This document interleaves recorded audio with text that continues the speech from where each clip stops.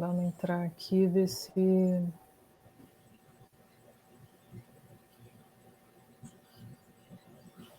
Tem gente já perguntando aqui se vai começar no WhatsApp. É isso, vamos ver.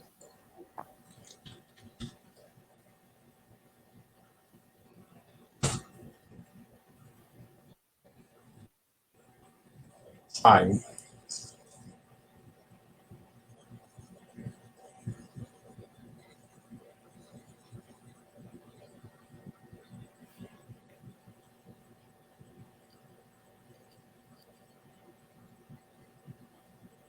Vamos ver aqui. Tem algumas pessoas entrando. Boa noite.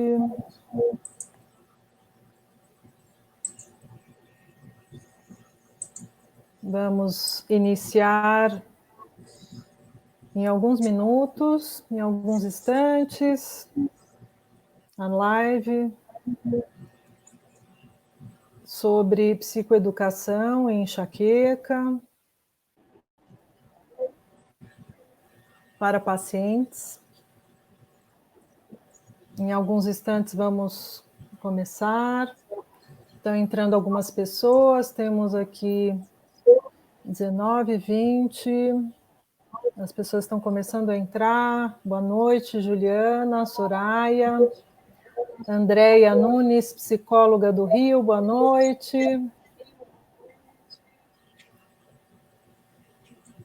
Já Dr. Oswaldo Couto Júnior, boa noite. Nós temos um público seleto aí hoje, que bom. Já em alguns instantes estamos iniciando a live sobre psicoeducação e enxaqueca para pacientes, com o Dr. Helder Sarmento. Vamos esperar um minutinho, as pessoas estão entrando. Vamos iniciar em alguns minutos, em alguns instantes.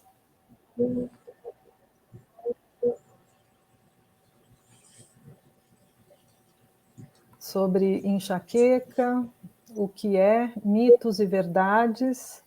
Dr. Helder Sarmento, neurologista, aqui conosco.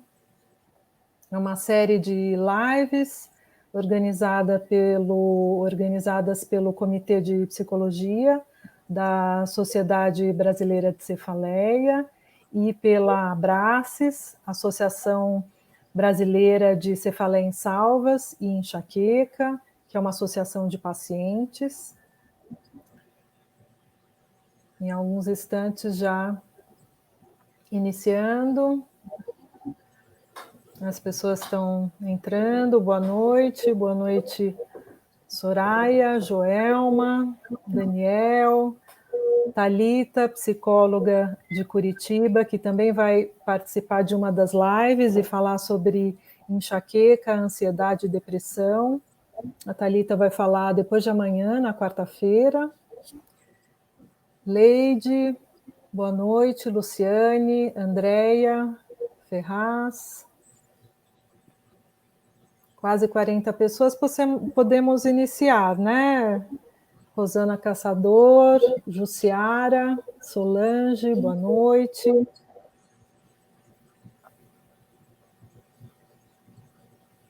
Acho que 40 pessoas, as pessoas estão entrando, acho que podemos iniciar. Vai aguardar 2 minutinhos? 2 minutinhos. Já que estão entrando, né? Isso. Pati, boa noite. Então, vai ser uma série, para quem já está presente, né? Vai ser uma série de 7 lives aqui pelo Facebook da Sociedade Brasileira de Cefaleia. Hoje é a primeira, sobre enxaqueca, e são informações para pacientes, né? A psicoeducação em psicologia é um conceito das informações que são úteis para as pessoas compreenderem melhor as suas questões, né? No caso, a gente falando de enxaqueca e trazendo o Dr. Helder, neurologista, especialista em cefaleias, que vai trazer para a gente informações úteis para quem sofre com enxaqueca, né? E informações que podem ser importantes para a convivência da enxaqueca, inclusive num momento como esse, de pandemia, que as pessoas vivem também sob efeito de estresse, né? De emoções intensas, e foi esse evento que seria presencial em março e que foi prorrogado devido ao início já da pandemia, né? E as pessoas que estavam inscritas solicitaram um evento online e pediram, porque as pessoas continuam sentindo dor de cabeça, as pessoas continuam tendo crises de enxaqueca, e agora, nessa situação, até vivendo mais a relação da enxaqueca associada à ansiedade, à depressão, ao estresse, né?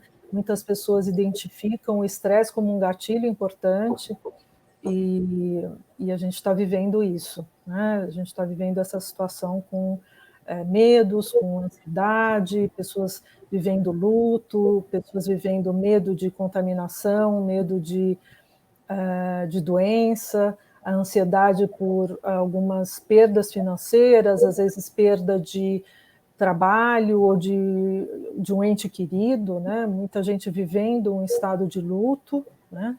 Então, é uma situação desafiadora para todos nós, né? Então, a gente espera que, com essa série de lives, a gente possa trazer informações úteis sobre enxaqueca. Amanhã o tema será sobre o uso frequente de analgésicos, o uso frequente de medicação, também com o neurologista, o Dr. Mário Pérez. Nossa, grande amigo Mário Pérez, né? Também da Sociedade Brasileira de Cefaleia. E na quarta-feira, a doutora Thalita, psicóloga, vai falar sobre psicologia, sobre ansiedade, depressão e enxaqueca. Na quinta-feira, a doutora Rose Fukui, psicóloga também, vai falar sobre enxaqueca. É a Thalita que vai falar de depressão e ansiedade? Thalita de Curitiba. Né? Eu tenho um slide que eu vou comentar. Que bom. Ótimo. Temos já quase 50 pessoas. Doutora Patrícia... Uma segunda-feira, né? Que bom. Ótimo. Doutora Evelyn Dias. Ela realmente aprendeu sobre dor de cabeça, né, Juliane? Como? Espero que eu possa ajudar. O pessoal está querendo tirar suas dúvidas sobre dor de cabeça. Espero que eu possa ajudar, né? Vai ajudar, sim. Importante. Regina Sanches, boa noite. Doutora Evelyn Dias, boa noite. Que prazer aqui. Obrigado pela presença. Doutora Patrícia Peixoto, de Brasília. Boa noite. Obrigada pela presença. Acho que as pessoas continuam entrando a hora que você quiser, doutora Helder. A gente podemos iniciar? Segunda, Juliane. Tá ótimo. Então, é com prazer que eu apresento o Dr. Helder Sarmento, neurologista, presidente da Sociedade Brasileira de Cefaleia, professor da Unifoa, em Volta Redonda, e da Unifar, em Valença. Dr. Helder vai falar sobre enxaqueca, o que é, mitos e verdades, nessa série de 7 lives sobre enxaqueca, com 2 neurologistas e 4 psicólogas e um fisiologista do exercício, com temas importantes que possam contribuir para a vivência de cada um que sofre de enxaqueca, né, informações úteis, né? O conceito de psicoeducação é esse, né? São ferramentas, informações para melhorar a compreensão, no caso da enxaqueca, né? Então, iniciando hoje, amanhã comemorando o 19 de maio, o Dia Nacional de Combate à Cefaleia, né? E me apresentando também, eu sou Juliane Mercante, sou psicóloga, coordenadora do Comitê de Psicologia da Sociedade Brasileira de Cefaleia, e pertenço também, sou membro da Abraces, Associação Brasileira de Cefaleia em Salvas e Enxaqueca, que é uma associação de pacientes com cefaleias, né? Então, eu gostaria de agradecer o apoio da Sociedade Brasileira de Cefaleia e da Abraces para essa série de lives. Doutor Helder, por favor. Boa noite a todos, né? Queria agradecer aí a Juliane pela oportunidade de estar aqui falando hoje nesse evento, né, em que a Sociedade de Cefaleia e a Abraces apoia. O Comitê de Psicologia é um comitê bem atuante dentro do cenário hoje da Sociedade Brasileira de Cefaleia, e a gente só tem a agradecer o trabalho que vocês têm feito, né? E essa semana, então, vamos ter uma semana bem movimentada, aí, bem, umas pessoas bem gabaritadas no assunto que vai falar. Nós temos amigos aí nos ouvindo, prazer, Oswaldo, Patrícia Peixoto, doutora Evelyn, Thalita, né, e todos os outros aí citados. E, na verdade, nós vamos fazer essa aula, a gente vai fazer uma brincadeira em que eu vou jogar as perguntas, né, e aí vou discutir, nós vamos ver o que é mito, o que é verdade dentro de cefaleia.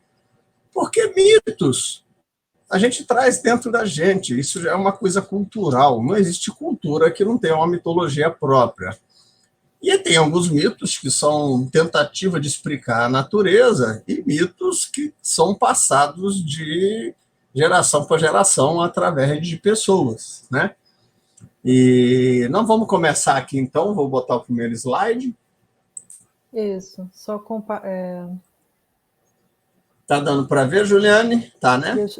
Deixa eu só... Tá ótimo. Tá ótimo, então vamos lá. Antes da gente começar, nós vamos falar alguns conceitos, né? Assim, definir cefaleia, aqui é uma cefaleia do professor Specialides Borja, no livro deles, Enxaqueca Sem Dúvidas, eles definem que é toda a dor de cabeça que se sente acima dos olhos até a linha da nuca, tá? Isso é uma das definições. Mas tem autores que acreditam que toda dor acima do pescoço é dor de cabeça, tá? Então, nós podemos definir que qualquer dor acima do pescoço é uma dor de cabeça. Eu desafio alguém a me dizer uma doença ou um sintoma. Daqui eu já vou explicar por que a cefaleia ela pode ser um sintoma ou uma doença em si própria, mas eu quero desafiar vocês a dizer qual sintoma ou doença que, durante toda a vida de uma pessoa, 99% das pessoas terão um dia dor de cabeça, né? Então, assim, é quase totalidade da população ou já teve ou terá dor de cabeça. E, impressionantemente, se você levar em consideração em um ano somente, de cada 10 pessoas, 9 têm dor de cabeça, algum tipo de dor de cabeça.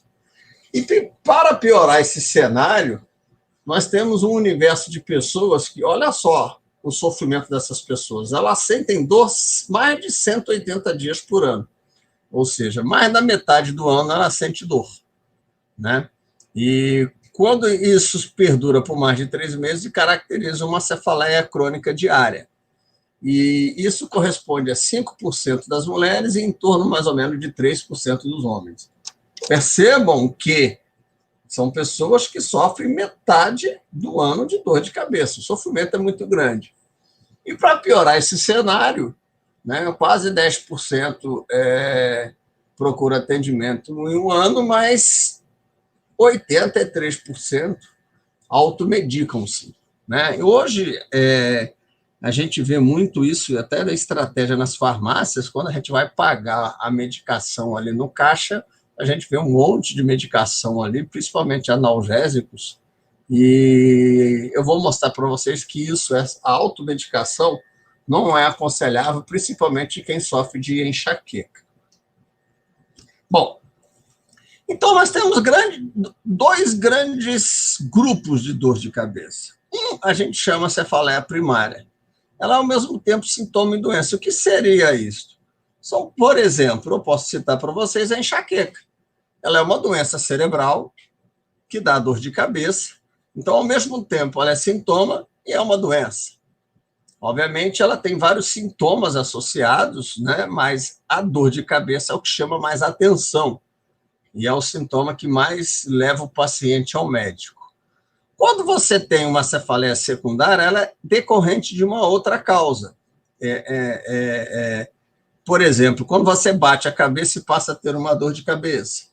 Uma dor de cabeça muito comum, que muita gente conhece. Quando a gente exagera um pouco no vinho, numa festa, ou qualquer outra bebida alcoólica, no dia seguinte tem a chamada baita ressaca, que é uma coisa que quase ninguém gosta, não tem nem como gostar, né? E a cefaleia da ressaca é uma cefaleia secundária muito comum, principalmente em civilizações, em populações que bebem muito, né? A gente sabe que em alguns países a população bebe uma quantidade considerável de álcool. E o que é mito, né? É difícil definir mito, mas mito é se antes de surgir a ciência, antes de surgir a filosofia, na tentativa de explicar pela lógica e pela observação fenomenológica dos fenômenos naturais, era uma tentativa de explicar como os índios, em algumas tribos indígenas, em que eles veem o trovão e acham que é uma manifestação divina aquele trovão, né?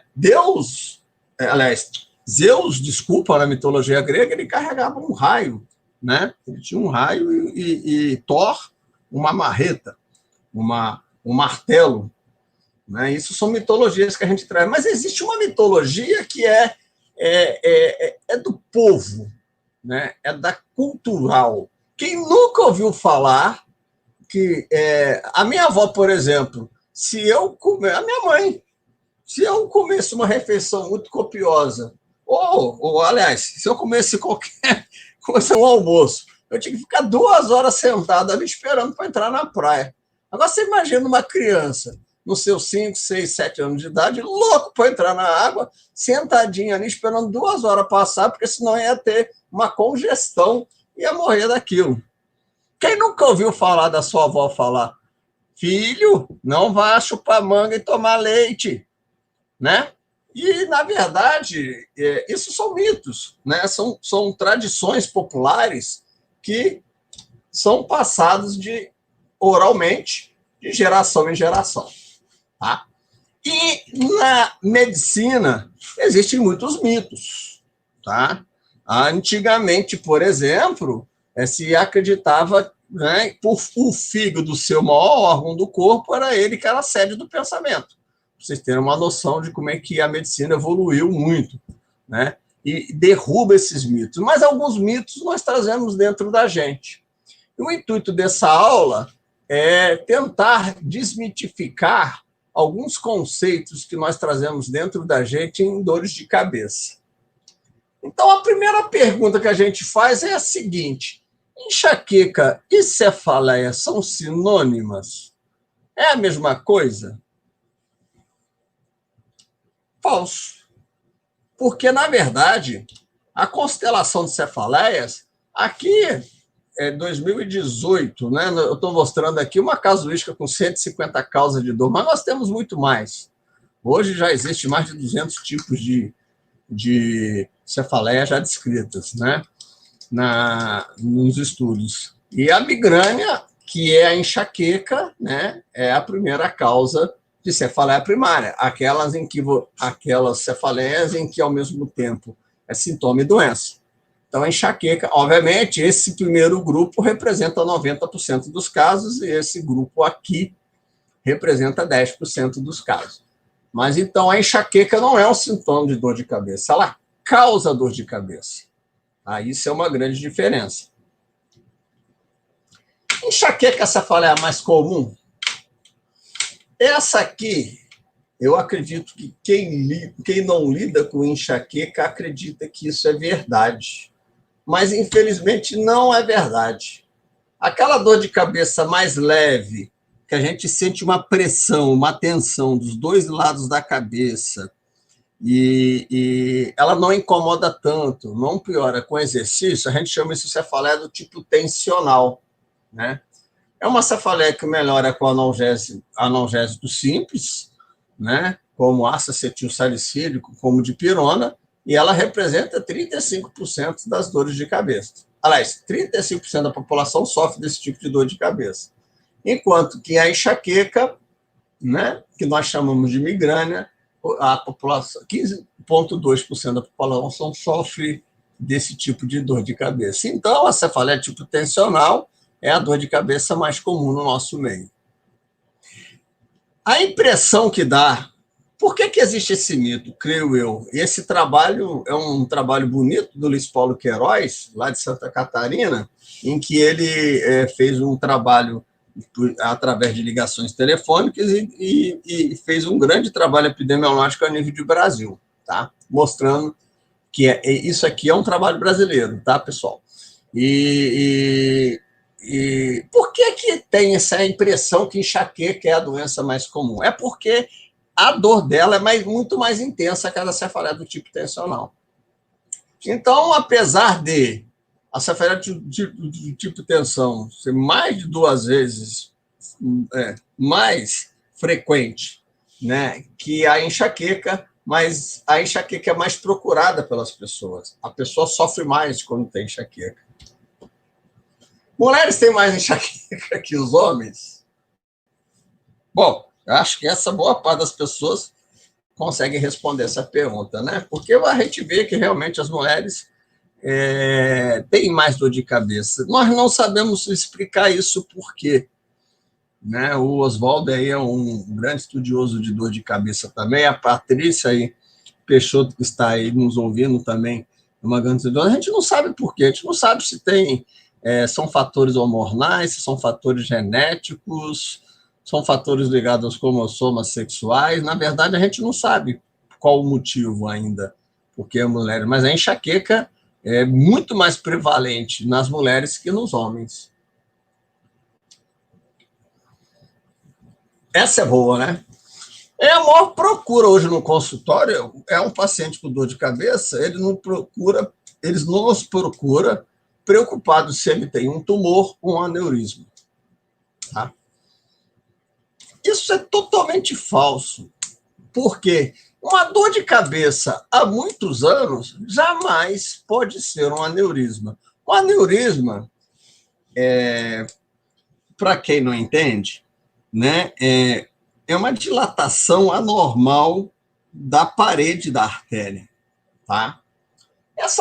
Assim, 2 fatores de risco são muito importantes na formação de um aneurisma.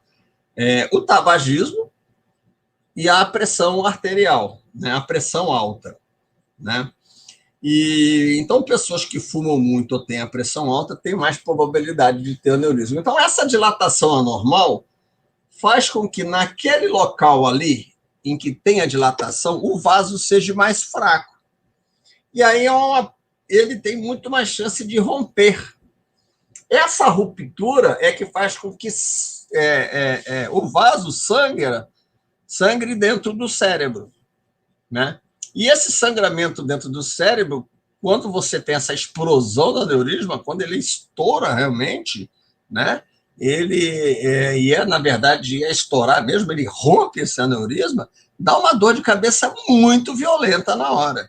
E é uma dor aguda, não é uma dor que a pessoa vem sentindo há vários anos.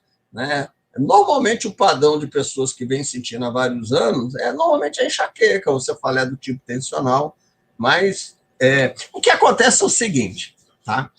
Boa parcela da população tem aneurisma. Tá? Só que ela morre de outras causas e não sabe que teve aneurisma. E vocês viram que 15% da população tem enxaqueca. Então, existe uma grande chance de, em alguns casos, a pessoa tem enxaqueca e o aneurisma, tá? Isso não quer dizer que a enxaqueca causa aneurisma. Tá? A dor do aneurisma é muito típica, a pessoa sente como se a cabeça estivesse sendo, é como se a cabeça, ela sente como se estivesse sendo aberta, ela fala que a gente chama até cefaleia entrovoada, é como se um trovão estivesse abrindo a cabeça dela ao meio. Aí é uma cefaleia muito, muito, muito intensa. Algumas pessoas até desmaiam na hora. Então, dor de cabeça é um sintoma muito frequente, não há nenhuma relação entre cefaleias crônicas, cefaleias antigas e aneurisma cerebral. Para o diagnóstico de enxaqueca, nossa, isso aí então. Ah, doutor, quero fazer uma tomografia para ver se eu tenho enxaqueca. Ah, doutor, quero fazer uma ressonância para ver se eu tenho enxaqueca. Isso é uma grande mentira. O diagnóstico é clínico, tá? Tanto da enxaqueca como a cefaleia do tipo tensional, o diagnóstico é totalmente clínico. Então, isso é falso, não é necessário um exame. Basta um médico bem treinado no diagnóstico de dor de cabeça, ele fará o diagnóstico tranquilamente sem nenhum exame. Não é necessário fazer tomografia e, e ressonância. Olha que interessante esse trabalho aqui. Esse trabalho foi feito num pronto-socorro, né, do Ramírez e Las Cepas, em que eles avaliam 44 mil pessoas. Isso aqui é só para quem tem medo de ter aneurisma e tumor e dor de cabeça, vocês verem que não é uma verdade, né? 1.859 pessoas, dessas 44 mil, procuraram um pronto-socorro por dor de cabeça. Somente dos 1.859 pessoas, somente 18 tinham uma patologia dentro da cabeça que justificasse a dor de cabeça. Tá? Então, tinha uma patologia intracraniana dentro do crânio que justificasse a dor de cabeça. Então, tomografia para todo paciente com dor de cabeça é má conduta médica. Não é necessário. Você submete ao paciente a raio-x, que aquele é uma radiação. Você, em alguns casos, são aplicados o contraste à base de iodo, e não é desprovido de reações, inclusive reações alérgicas, a reação mais comum à tomografia, e o custo, né, de um exame feito pedido desnecessariamente. Nesse trabalho, vocês veem que de 44.080 pessoas atendidas na emergência, só 18 tinham patologia intracraniana que cursavam com dor de cabeça. Tá? Obviamente, existe alguns, eu vou mostrar mais na frente. Quando é que eu tenho que pensar nesse 18 pacientes com patologia intracraniana? Primeiro, uma dor de cabeça de instalação súbita. Eu já disse como que é a dor do aneurisma, uma dor súbita muito intensa. Cefaleia que começa após os 50 anos de idade. Tá? Apesar da enxaqueca poder iniciar após os 50, e às vezes a gente pede mais tomografia nesse caso que nos outros grupos, mas é um fator de alarme, porque normalmente a enxaqueca, na mulher, o início é em torno dos 17 anos de idade. Então, é uma doença de jovem, não é uma doença... Não estou chamando ninguém, quem tem acima de 50 anos aqui de idoso, não, tá? Por favor. Mas quando eu falo jovem, é um adolescente, é uma doença que começa com uma pessoa muito jovem mesmo. Tá? Então, toda dor que começa após os 50, ela tem que ser avaliada. Cefaleia com caráter progressivo, o que seria isso? É uma dor de cabeça que dói praticamente todo dia e vai piorando progressivamente. Tá?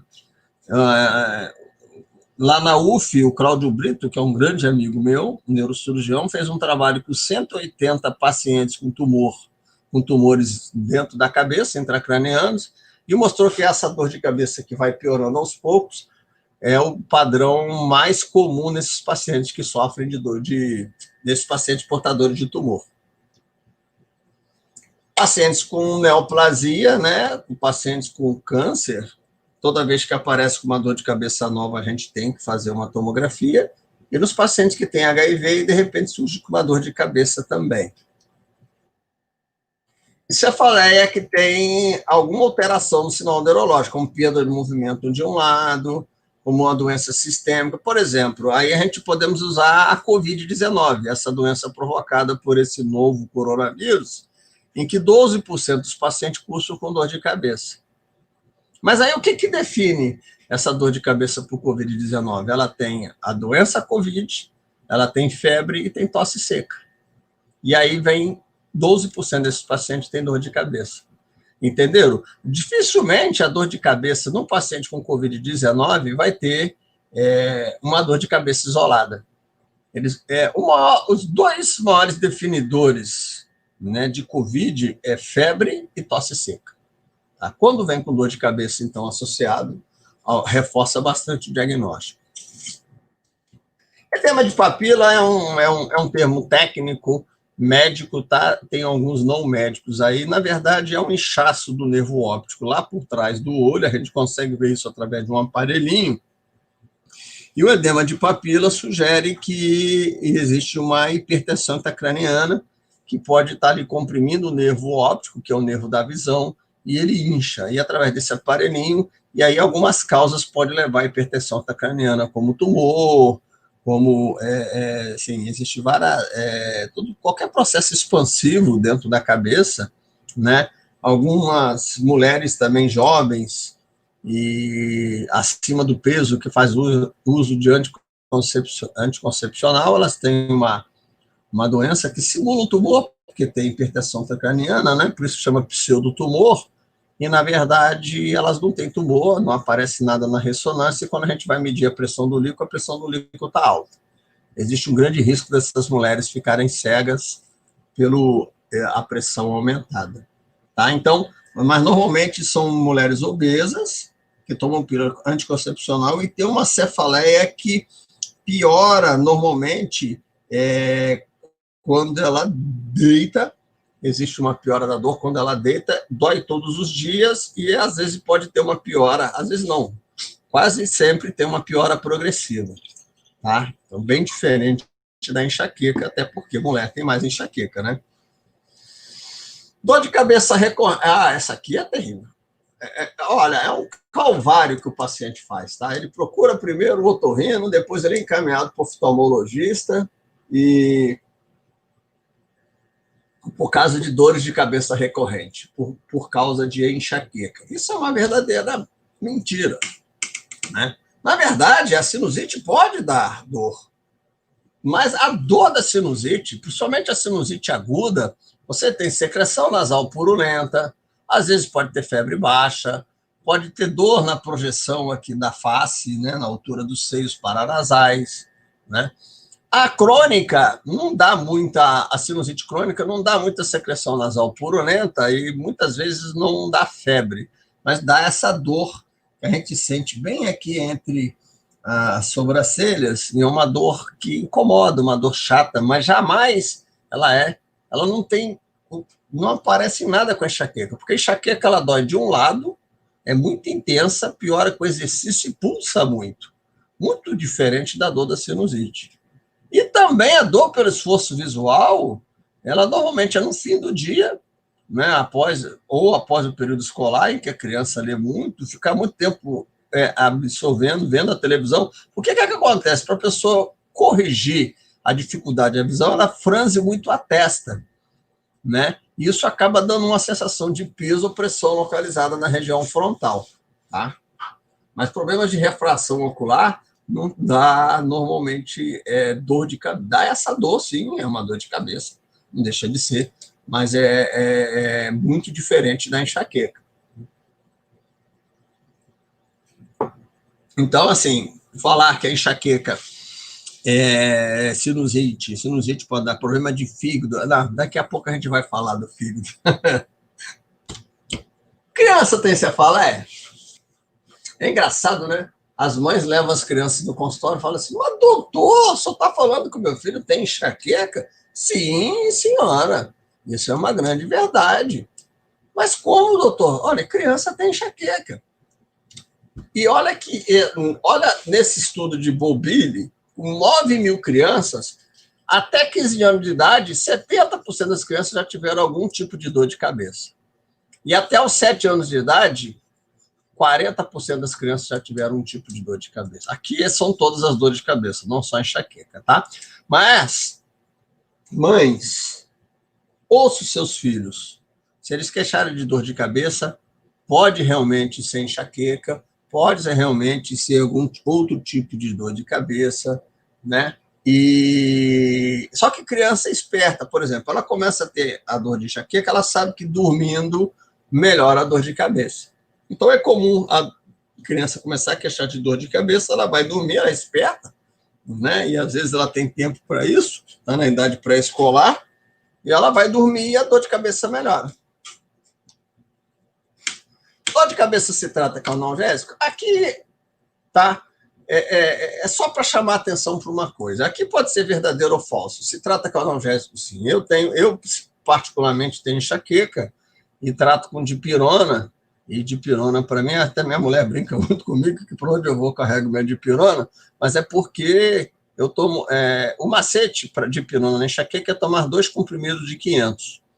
Né? E isso leva a 1 grama e melhora bastante. Então, eu posso tratar. O grande problema é, por que eu ponho esse slide? É o que o Mário Pérez vai falar com muita propriedade amanhã. O Mário Pérez é um grande estudioso de dor de cabeça e com certeza vai brindar vocês com uma grande aula amanhã, né? E ele vai falar sobre o uso excessivo de medicamentos, o uso excessivo de analgésicos, tá? Então, na verdade, pacientes com enxaqueca, eles agravam a sua dor de cabeça fazendo uso excessivo de medicação. E, pasmem, o uso excessivo de medicação é fazer ele por mais de 3 dias por semana. Tá? Não importa a quantidade que você tome. Se você tomar 10 comprimidos num dia só, não é uso excessivo. É abuso, mas não uso excessivo. Agora, uso excessivo de medicação, tecnicamente falando, é aquela pessoa que por mais de 3 vezes por semana toma analgésico. Tá? Isso pode piorar uma dor de cabeça pré-existente. Por isso que quem tem enxaqueca deve evitar a automedicação e procurar seu médico de confiança. Né? Qualquer médico pode tratar a cefaleia. Pessoal, imagine que em 1 ano, eu mostrei naquele primeiro slide, 90% das pessoas podem ter dor de cabeça. Ao longo da vida, 99% das pessoas podem ter dor de cabeça. Eu vou perguntar para vocês, tem neurologista, hein, Oswaldo, Patrícia aí, que estão nos ouvindo, tem neurologista para tratar essa quantidade de gente, essa quantidade de pessoa? Impossível, né? Então, qualquer médico pode tratar a cefaleia. Obviamente, nós temos um grupo de cefaleias que são mais simples de tratamento. Né? A própria enxaqueca mesmo, 80%, 70% dos casos são de fácil manejo. A cefaleia tensional também é de fácil manejo. A cefaleia em salvas, que é um pouco mais complexa. Cefaleia em salvas, para quem não sabe, né, para o nosso público leigo, é uma dor de cabeça muito intensa. Ela ocorre em um lado da cabeça. Interessantemente, daquele lado da dor, o olho fica vermelho, a pupila diminui, e às vezes você tem a face fica vermelha daquele lado, você tem lacrimejamento, tem lágrimas, pode ter secreção nasal, e é uma dor muito intensa, é uma das dores mais intensas que o ser humano pode existir. Tá? Eu tinha um paciente que ele batia, antes do tratamento, antes dele melhorar, ele batia a cabeça realmente na parede, na tentativa de tentar melhorar, que ele falava que a dor de bater olha só, hein? A dor de bater a cabeça na parede aliviava aquela outra dor e ela era menos intensa. Olha, para vocês verem a intensidade da dor. A tal ponto de algumas pessoas falam que a cefaleia é suicida, tamanha a intensidade da dor. E é muito sofrimento. E como é uma cefaleia, ela é considerada uma doença rara, mas, assim, para quem mexe com dor de cabeça, toda hora a gente está pegando um paciente com cefaleia em salvas, né? O paciente leva mais de 20 anos para ter o diagnóstico correto, então ele sofre muito tempo com essa dor. Bom, aí o clínico geral, tendo dificuldade, obviamente, ele encaminhará o paciente para o neurologista. A Patrícia Peixoto está aqui, ela fez um trabalho lindo na unidade básica de saúde lá em Brasília, E ela treinou os médicos diretamente lá no tratamento de dor de cabeça e diminuiu muito o encaminhamento do clínico para o neurologista geral, porque esses clínicos ficaram habilitados a tratar dor de cabeça. E, obviamente, quando o neurologista tem dificuldade, ele tem que mandar para o especialista. Na verdade, não existe especialista em dor de cabeça, tá, pessoal? Porque as sociedades de cefaleia, o Conselho Federal de Medicina não reconhece cefaleia como especialidade, quem trata cefaleia. Por isso que a gente fala de cefaliatria, né? Cefaliatria, se a gente for traduzir, é quem gosta de dor de cabeça. Mas não é que o médico gosta da dor de cabeça, não. Ele gosta de estudar a dor de cabeça para aliviar o sofrimento dos seus pacientes, né, gente? Essa é boa, hein? Olha, eu vejo muito... Olha, pior, eu acho que muitos médicos que estão me ouvindo aqui, eu já tive paciente que perdeu o útero, tá? O médico desavisado e destreinado, ele tirou o útero da mulher, fez uma cirurgia que chama esterectomia, porque existe um mito de que a dor de cabeça pode vir do útero, ou até mesmo dos ovários, né? Porque tem algumas mulheres, a enxaqueca piora no período menstrual. E eu já tive pacientes que tiravam a vesícula, tá? E achando que a enxaqueca podia ser da vesícula. Então, isso aí é uma falácia, é uma mentira, isso aí é um retrocesso muito grande na medicina, tá? Não tem nada a ver o fígado com a enxaqueca. Eu creio que esse mito ele se criou pelo fato da enxaqueca dar muito vômito em alguns pacientes. E vômito, eu não sei porquê, é uma coisa muito ligada ao fígado, né? O leigo, em geral, associa o vômito ao fígado, tá? Eu acho que por isso que vem esse mito de que a enxaqueca é... Você vê que isso aí é a gente retornar 2000 anos no tempo na Grécia Antiga. Aquilo que eu falei para você, quando você achava que o fígado era o órgão mais importante do corpo, o seu maior órgão abdominal. Hipertensão. Essa é boa. Hipertensão crônica não dá dor de cabeça, tá? Não dá dor de cabeça porque o paciente se adapta àquela dor. O que acontece nesse trabalho, você vê que nesse trabalho aqui, de Walters, né, em 440 indivíduos, ele vê que ele não encontrou diferença, comparando o grupo de pessoas que tinham dor de cabeça crônica, e olha aqui, 36 pacientes com a sistólica acima de quase 120, quase 200, desculpa, né? E 13 pacientes com a diastólica em torno de 120. Né? E não houve diferença entre dois grupos. Agora, a dor de cabeça aguda pode ou não causar dor de cabeça. Quando você tem um aumento súbito da dor de cabeça, você realmente pode ter uma dor de cabeça. Tá? E aí, porque também entra os fatores farmacológicos, tá? Algumas drogas, como a nifedipina, que é um bloqueador de canal de cálcio, é usado para tratar a hipertensão, pode dar dor de cabeça, a questão hormonal, né? Tem a hipertensão maligna, que é aquela hipertensão que vai aumentando progressivamente, não responde a nenhum remédio, ela pode dar uma dor de cabeça. Normalmente é uma sensação de peso, né? O paciente refere uma sensação de peso aqui atrás da cabeça, um pouco acima do pescoço, ou mesmo no pescoço, tá? E mulheres grávidas, né?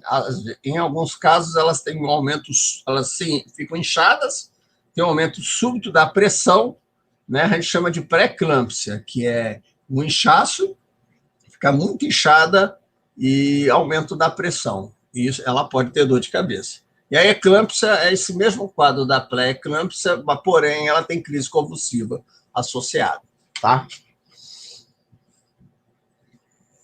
Anticoncepcional hormonal piora a enxaqueca? Aqui todos acertam, porque aí pode ser verdadeiro ou falso.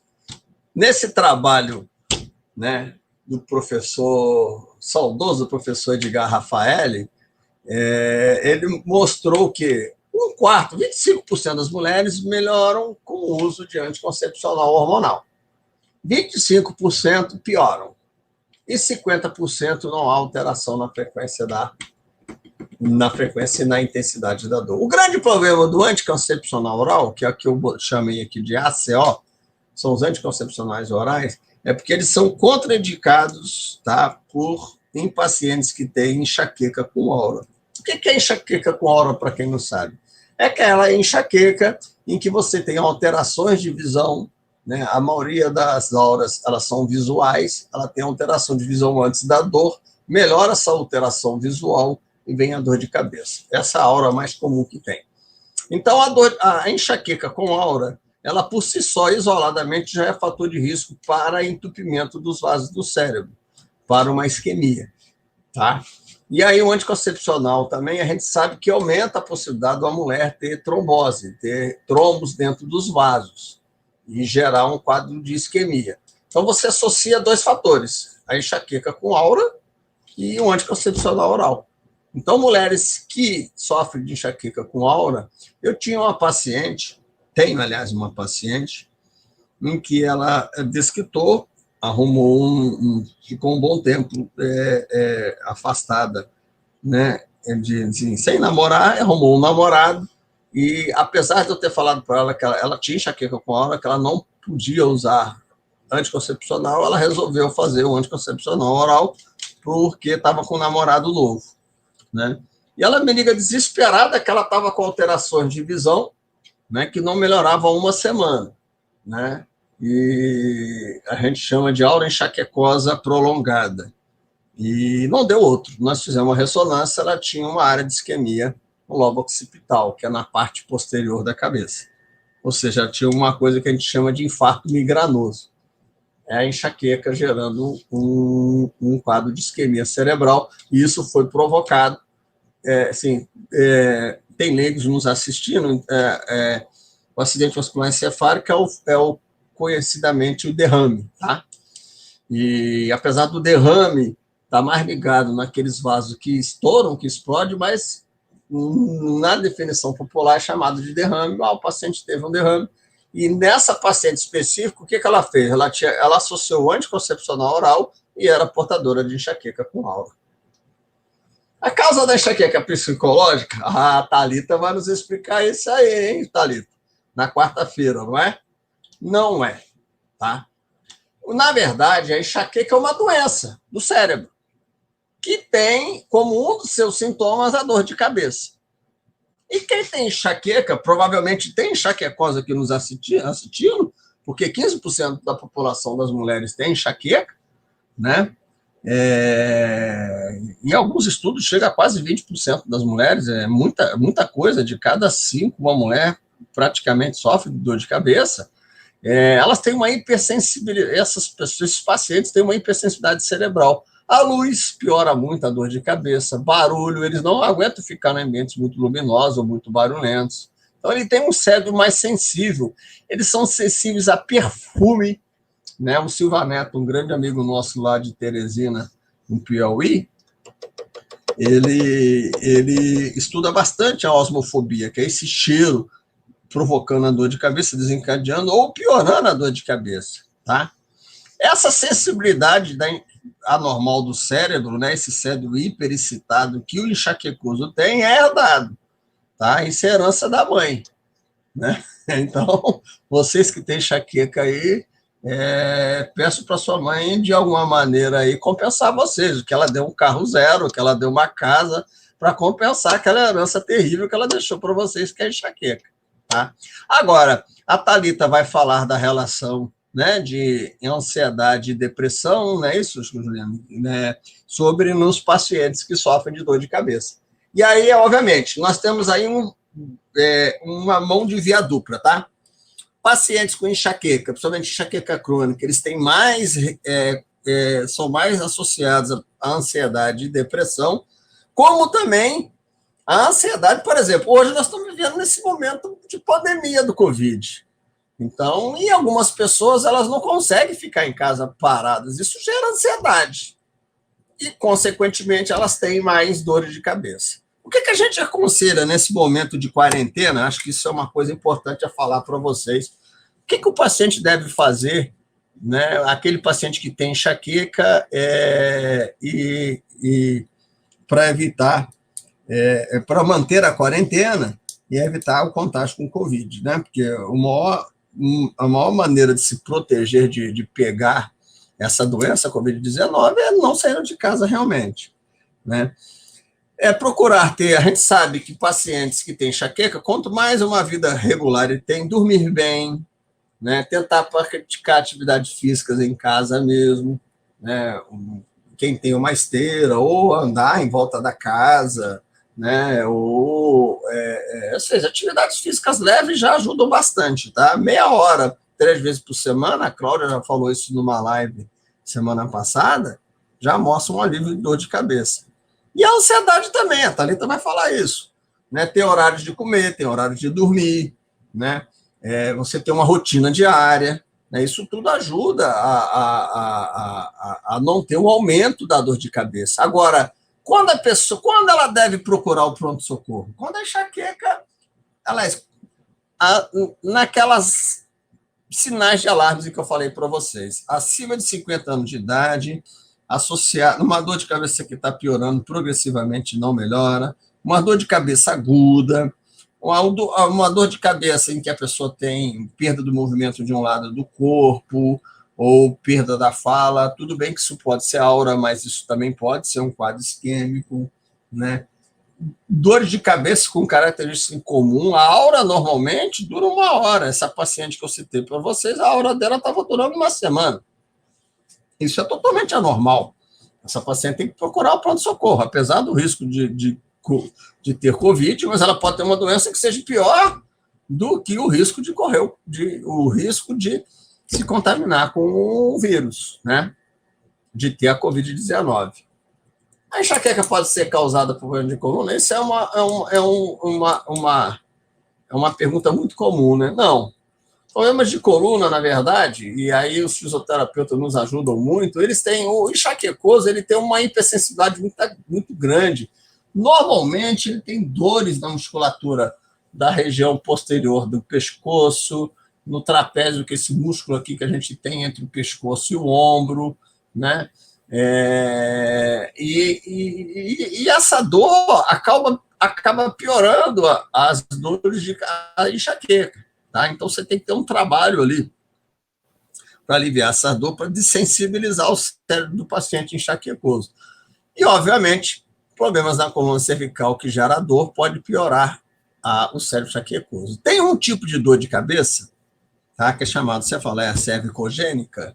Então, é dor de cabeça, cefaleia cervico, porque é da coluna cervical, gênica, porque é formada da coluna cervical. Essa cefaleia cervicogênica realmente é uma dor de cabeça provocada por alterações estruturais ou doenças da coluna cervical, principalmente da parte alta dela, bem próxima do pescoço. Tá? Mas a enxaqueca, doença, não pode ser causada por problema de coluna. Ela pode ser agravada, mas não causada.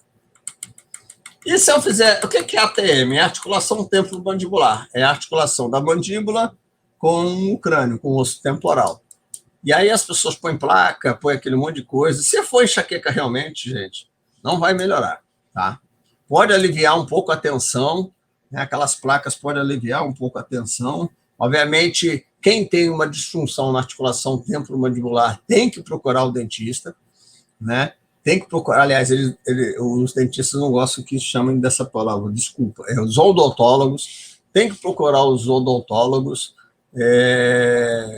porque a gente fala dentista vem de dente, né? E, na verdade, eles não tratam só dente, eles tratam problemas na mandíbula, da arcada dentária, né? E dos dentes também.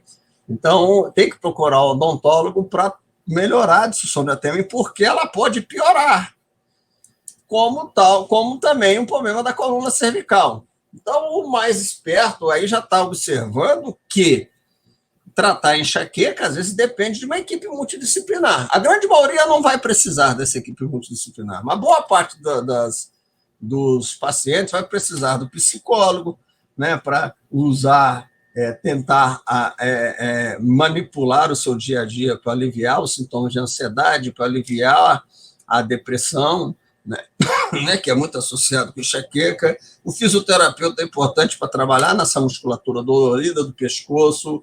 O odontólogo é importante para tratar a disfunção temporomandibular, né? Mas nenhuma dessas situações causa enxaqueca, elas pioram a enxaqueca.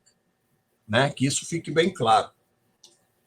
Bom, então, para concluir, a enxaqueca é uma doença do cérebro e que um dos sintomas é a dor de cabeça, mas, na verdade, é uma pessoa hipersensível, em que a luz piora.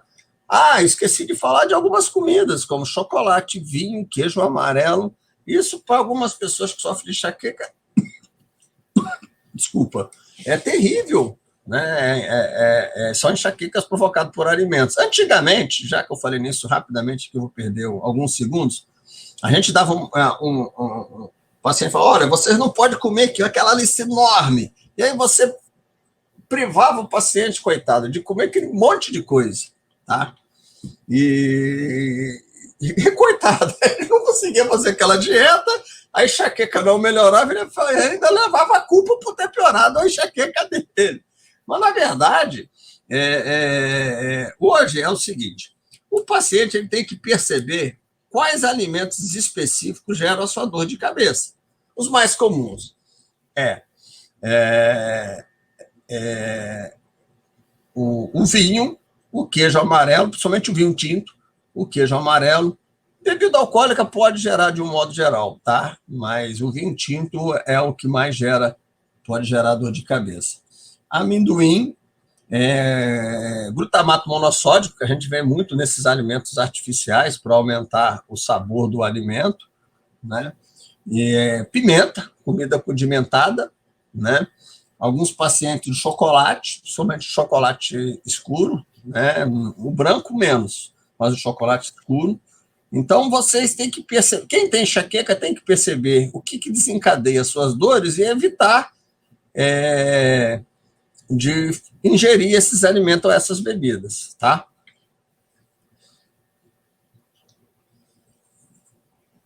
Cefaleia não é sinônimo de enxaqueca, é muito prevalente na população, né? Poucas pessoas.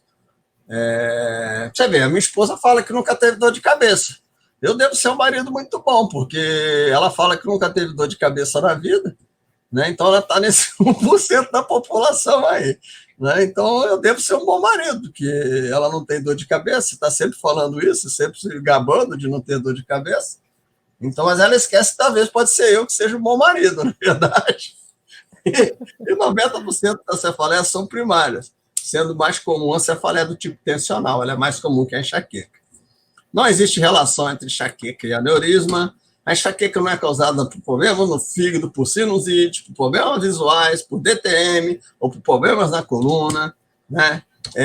O excesso de analgésico pode agravar a enxaqueca. Assisto a aula amanhã do nosso grande amigo Mário Pérez, pessoa que eu admiro muito, respeito muito, grande estudioso de dor de cabeça, vai nos brindar amanhã, com certeza, uma grande live. Tá? Assisto amanhã o doutor Mário Pérez, vai falar especificamente sobre isso. Acreditem que crianças têm dor de cabeça, tá?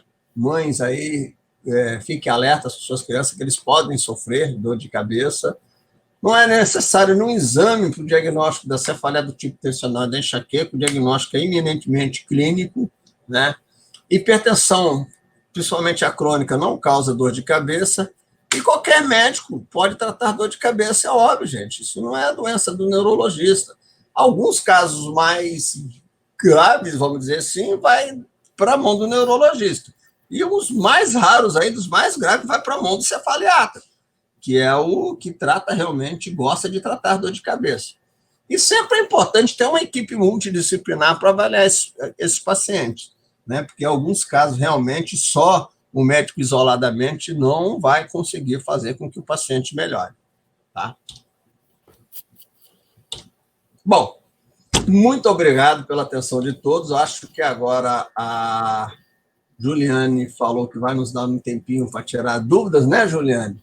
Isso. Espero que tenha sido aí bem esclarecedor. Acho que eu ultrapassei meu tempo, Juliane, agora que eu estou vendo aqui. Falei até um pouco demais, né? Mas a gente aumenta um pouco um tempinho aí, já que nós começamos 10 minutinhos atrasados, para tirar dúvidas aí das pessoas. Isso, está ótimo. Fique à vontade. Obrigada pelos esclarecimentos importantes. Algumas dúvidas que surgiram, que as pessoas estão aqui perguntando, já foram esclarecidas, né? Então, Aqui uma pessoa perguntou, a Clé perguntou sobre enxaqueca com aura. Doutor Helder já comentou, né, o que é a aura, principalmente a aura visual, né? Juliane, deixa eu só complementar um pouquinho, né? Já que a gente tem uns minutinhos. A aura, ela é um fenômeno cerebral que ocorre normalmente antes da dor de cabeça, tá? Então, quando a gente faz o diagnóstico de enxaqueca com aura, é porque ele tem um fenômeno que ocorre, o mais comum é visual, já falei para vocês, e depois vem a dor de cabeça. Mas nós temos auras que, por exemplo, a aura motora, que é um paciente que perde movimento de um lado do corpo, tá? Mas como é que a gente faz o diagnóstico? Ele tem uma dor de cabeça frequente, ele tem uma perda de movimento. Essa, então, tem uma ligação com genética grande demais, né? E essa aura motora, o paciente perde o movimento de um lado do corpo, cessando esse movimento, vem a dor de cabeça. Uma outra aura muito comum é a aura sensorial, que o paciente sente uma queimação, um formigamento na ponta dos dedos, que vai subindo, e de repente fica perioral. Isso a gente chama de aura sensorial. Também é um tipo de aura.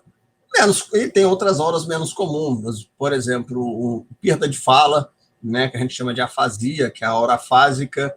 Eu tenho um colega meu, cefaliatra, né, e neurologista, que ele foi dar uma palestra e, de repente, ele é portador de enxaqueca, as palavras não vinham, e ele percebeu que aquilo era uma aura afásica, tá? Mas, normalmente, isso são auras menos comuns. A mais comum mesmo é a aura visual, em que você tem uma perda do campo visual, e às vezes você tem imagens em zigue-zague, né, ou às vezes você tem do campo visual, e isso melhora a aura comum, né? Melhora em menos de uma hora, e depois vem a dor de cabeça, a solução mais comum desses pacientes que têm aura. Isso,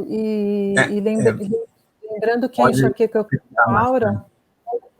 Lembrando que a enxaqueca com aura está mais associada aos transtornos psiquiátricos do que enxaqueca sem aura, né? Então, principalmente aos transtornos de ansiedade.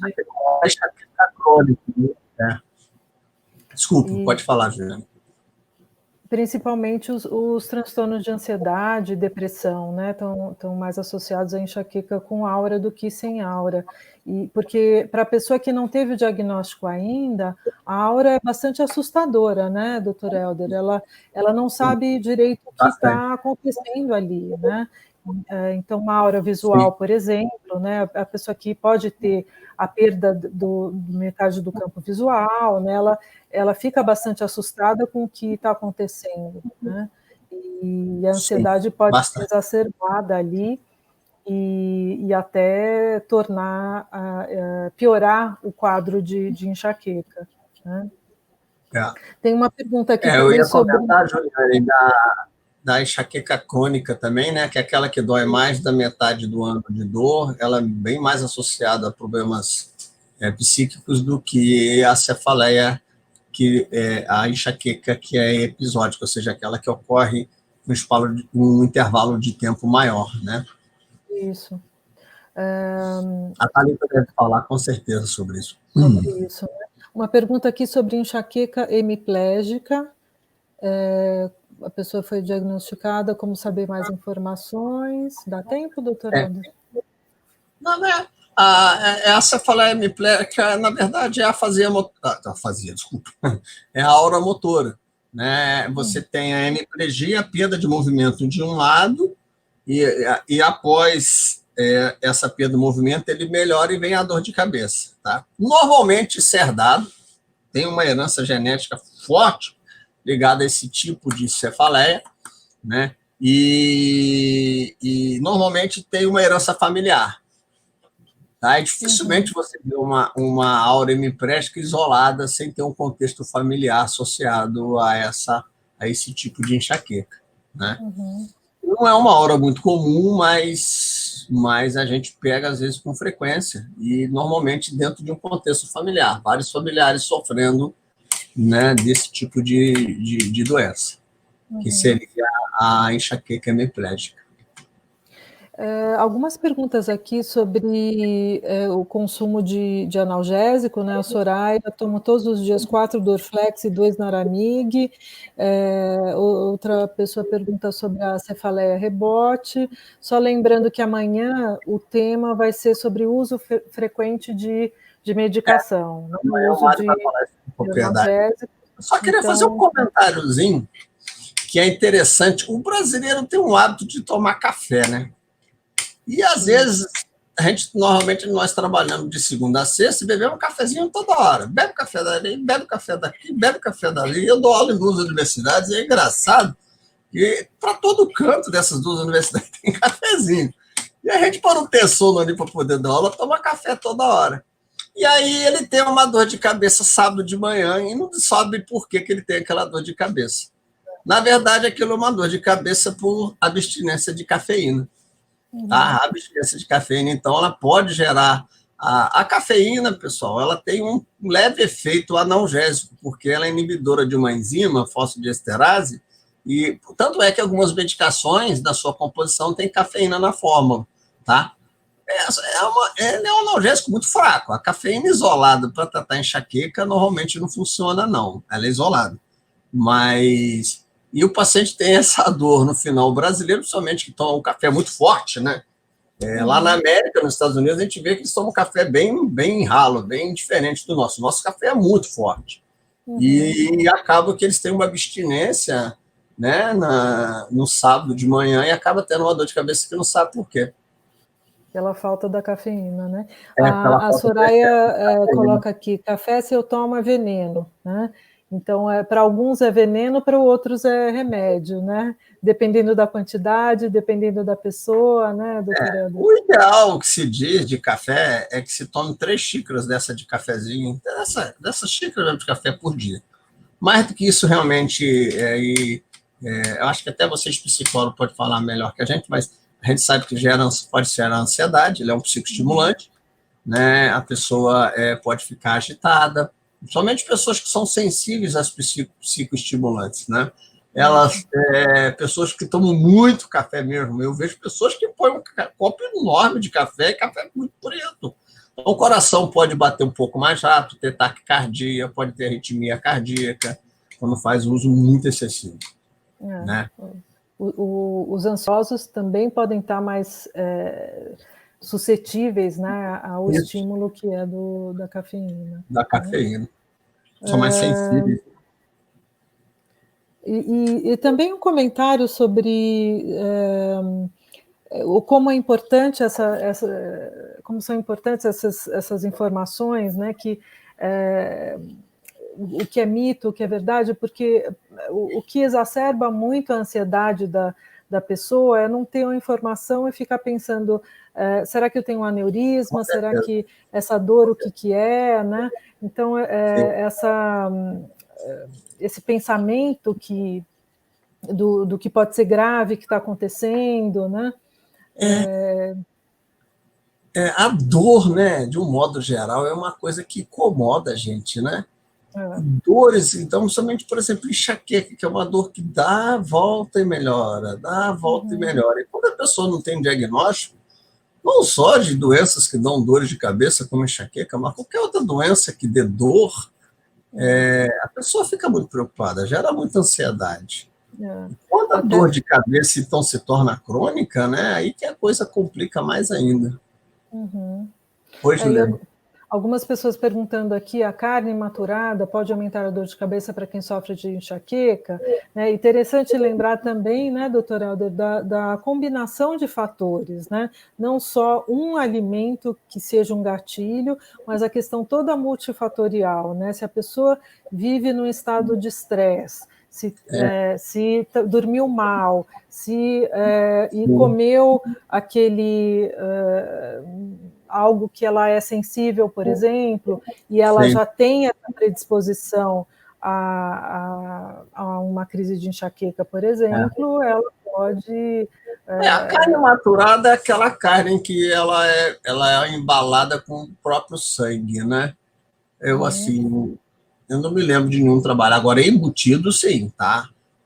Salames, presunto, esses alimentos defumados, queijos amarelos defumados, tá? Até porque no processo de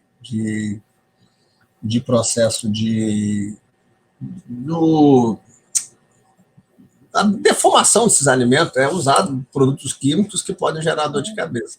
Agora, uma coisa interessante, cerveja dá dor de cabeça.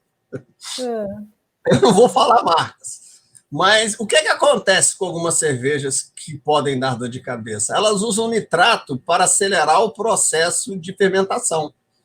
Então, assim, por exemplo, no verão, eles usam algumas cervejas podem dar mais dor de cabeça que outras, porque elas usam nitrato para acelerar o processo de fermentação e aumentar a produção da cerveja. Então, o nitrato, ele é uma substância que dilata os vasos do cérebro e realmente pode gerar uma dor de cabeça mais. Então, algumas cervejas podem dar mais dor de cabeça que as outras cervejas. Tem uma pergunta aqui bem interessante da Débora, que é: quem tem enxaqueca também tem cefaleia tensional, né? Ou o inverso, a cefaleia tensional pode evoluir para uma crise de enxaqueca? É possível diferenciar? Essa é uma o boa seguinte, questão. É uma ótima questão, né? Débora, é o seguinte, são duas doenças diferentes, tá? Uma doença é enxaqueca, em que você é uma doença cerebral com marcadores biológicos já bem conhecidos, tá? E uma doença própria. A cefaleia do tipo tensional também é uma doença, já não é tão conhecida como a cefaleia, como a enxaqueca, mas é uma doença própria do cérebro. Agora, o que acontece?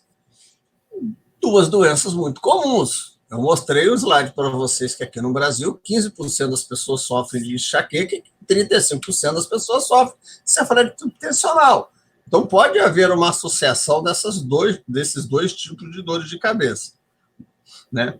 Agora, interessante falar o seguinte: o paciente que tem enxaqueca, o maior marcador, aliás, um dos maiores marcadores de que ela vai cronificar é que ela vai aumentando a frequência aos poucos, tá? E o neurologista que trata dor de cabeça, ou o médico que trata dor de cabeça, ele tem que ficar esperto com esse paciente em que a frequência da dor vai aumentando aos poucos. Interessantemente, esses pacientes começam a perder um pouco da característica das suas dores de enxaqueca, que é essa dor de cabeça que dói de um lado, que pulsa, lateja, e vai ficando um pouco mais parecido com dor da cefaleia do tipo tensional. Aquela dor com aquela sensação bilateral em aperto. Então, as duas dores se misturam quando a enxaqueca cronifica, mas uma não leva a outra. Tá? São duas doenças diferentes do cérebro. Elas podem ser compreendidas. O que a gente vê muito é erro diagnóstico, tá? Mas são duas doenças diferentes. A pessoa que tem crise de enxaqueca, ela pode também ter crise de cefaleia do tipo tensional? Com certeza, com certeza. Isso até é frequente, né? E não é tão raro, não. A toda hora a gente pega no consultório pacientes assim. Tem ainda, se a gente tiver tempo, também pergunta. Está muito bom aqui, está gostoso. Boa noite, sofro de cefaleia em salvas. Gostaria de saber se o uso excessivo de oxigênio pode ter alguma consequência. Há noites em que tem... Não, o grande problema é interessante, né? Alguns médicos desconhecem que existe uma dor de cabeça tão intensa como a cefaleia em salva e que o oxigênio melhora a dor. E às vezes é difícil você convencer esse médico no pronto-socorro a fazer o oxigênio no paciente e melhorar a dor. Tá? Eu tenho alguns pacientes que andam com sua bala de oxigênio. Eu tenho um professor de educação física, é interessante, ele tem as crises desencadeadas quando vai dar aula. Então ele vai lá no carro, ele tem o balão de oxigênio dele, ele dá uma melhorada na dor e volta a trabalhar. Tá? Agora, assim, o uso excessivo é uma boa pergunta. Já que o uso excessivo de analgésico piora a enxaqueca, eu desconheço se o uso excessivo de oxigênio pioraria a salva. Agora, o que eu noto é o seguinte, nessa pergunta. Alguém que está fazendo uso excessivo de salva está tendo muita crise de salvas. Então, provavelmente, ele não está sendo bem tratado das suas salvas. Tá? E aí, talvez tenha que mudar o tratamento ou fazer uma avaliação melhor, tá? E pode ser realmente, tem alguns casos que, mesmo bem tratado, eles não melhoram com nada. tá? Eu não sei como é, eu não posso dizer, no seu caso, o que pode estar acontecendo, tá? Mas o ideal aí é você conversar com o seu médico de confiança para saber por que você está fazendo tanto oxigênio É. e com Ah, certeza está tendo as muita pessoas crise, né? estão as pessoas estão pedindo também que a gente fale num outro dia, num outro momento, sobre cefaleia em salvas, né, que acho que é um assunto bastante importante e a gente deve incluir também, Sim, até porque o sofrimento dessas pessoas é muito grande. é um sofrimento muito intenso, né. Sim. Mas é isso, são várias perguntas, a gente espera, vocês Eu vou nas. voltar aqui no slide, Juliano, eu vou deixar, quer ver aqui, ó, quem quiser anotar, Hã. no meu último slide está aqui o meu e-mail, e aqui, ó, elder.sarmento@terra.com.br, tá? Eu fico à Excelente. disposição de tirar dúvidas. E no nosso site também é www.sbce.med.br, vocês encontrarão ali várias informações que podem ajudar vocês, tá? E podem perguntar aí não percam as próximas aulas durante a semana. Isso. Nós temos aí esse comitê de psicologia muito atuante na sociedade, né? E com certeza nós teremos grandes aulas aí durante a semana, né, Juliane? Isso, Não então percam, reforçando, não percam. é isso, para finalizar, reforçando o site da Sociedade Brasileira de Cefaleia, com informações muito úteis, www.sbce,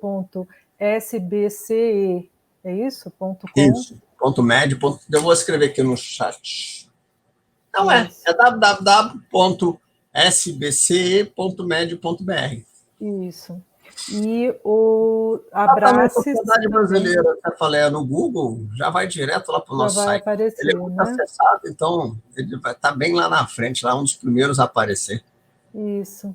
E o site também da Abraces, né, Associação Sim, Brasileira de Cefaleia em Salvas e Enxaqueca, que é uma sim. associação de pacientes que também tem várias informações úteis.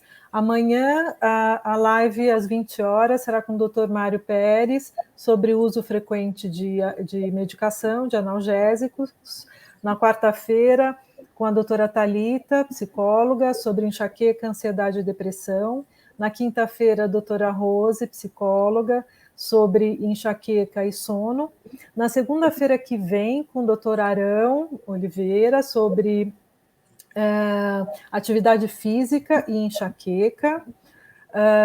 Depois, na quarta, a doutora Rebeca, psicóloga, sobre enxaqueca e estresse. E na quinta-feira, eu, Juliane, psicóloga, vou falar sobre técnicas de respiração, de relaxamento, de meditação, de mindfulness para enxaqueca. Vocês estão vendo aí, pessoal, que eu não exagerei, né? É só aulão. Então não percam, por favor. A gente conta com a presença de vocês, obrigada pela Ô, presença de Juliane, na sua aula todos. vai ter um pouco de parte prática, para a gente aprender mindfulness. Devo fazer sim. Ah, As ótimo. pessoas sempre Então, pedem, vamos fazer uma estaremos lá. prática também, Isso é muito né? importante. Muito obrigada, doutor Nada, Helder, e a eu que agradeço. todos pela participação. Tivemos aqui vários participantes, obrigada a todos e contamos com Eu estou vocês. vendo aqui, agora que eu vi, desculpa, gente, eu estou vendo aqui, foram 118 comentários, né? Tem muitos Apareceu para mim, que comentários, agora que eu né? vi aqui. Que É, legal. tem várias perguntas, vamos ver se aos poucos a gente vai respondendo as que não foram. Tá? Nós estamos aí à disposição, tá? Muito obrigada. Finalizamos Nada. então. Uma boa noite a todos. Boa noite, Jânia. Boa noite a Boa todos. noite.